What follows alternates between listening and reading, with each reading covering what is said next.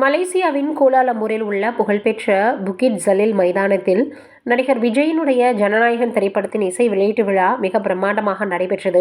இந்த விழாவில் 80,000க்கும் மேற்பட்ட ரசிகர்கள் கலந்துக்கிட்டு விழாவை வரலாற்று சிறப்புமிக்கதாக மாற்றிட்டாங்க.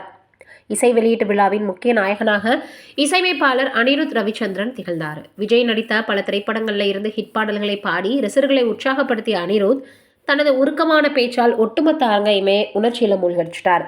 விழாவில் பேசிய அனிருத், எனக்கு 21 வயது இருந்தபோது கத்தி படத்தில் இசையமைக்கும் வாய்ப்பை விஜய் அண்ணா எனக்கு கொடுத்தாரு. அப்போது நான் வெறும் 2 படங்களுக்கு மட்டும்தான் இசையமைச்சிருந்தேன்.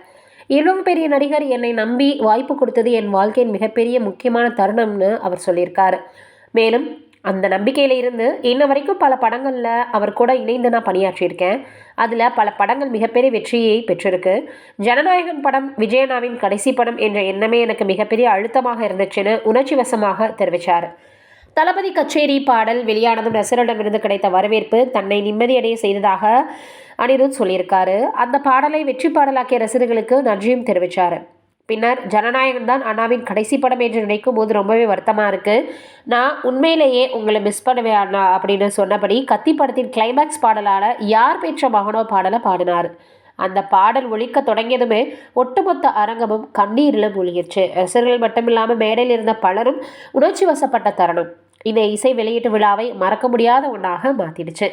உண்மையிலேயே ஒரு மிகப்பெரிய நடிப்பில் ஜாம்பவனாக இருக்கக்கூடியவர், மக்களால் விரும்பப்படக்கூடிய ஒரு நடிகர். இனிமேல் நான் நடிக்க போகிறதில்ல, மக்களுக்காக சேவை செய்ய போகிறேன் அப்படின்னு இன்னொரு துறையை தேர்ந்தெடுத்திருக்காரு.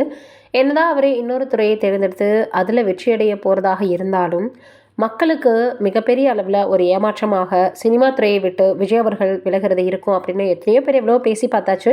ஆனால் அவர் தன்னுடைய முடிவில் உறுதியாக இருக்கார். பிரபலங்களில் இருந்து ரசிகர்கள் வரைக்கும் எல்லோருமே அவருடைய கடைசி படம் ஜனநாயகன் அப்படின்றத நம்ப முடியாமல் தான் இருக்காங்க. என்ன நடக்க போகுதுன்றதை நம்ம வெயிட் பண்ணி தான் பார்க்கணும். நீங்கள் என்ன நினைக்கிறீங்கன்றதை மறக்காமல் கமெண்ட்டில் சொல்லுங்கள்.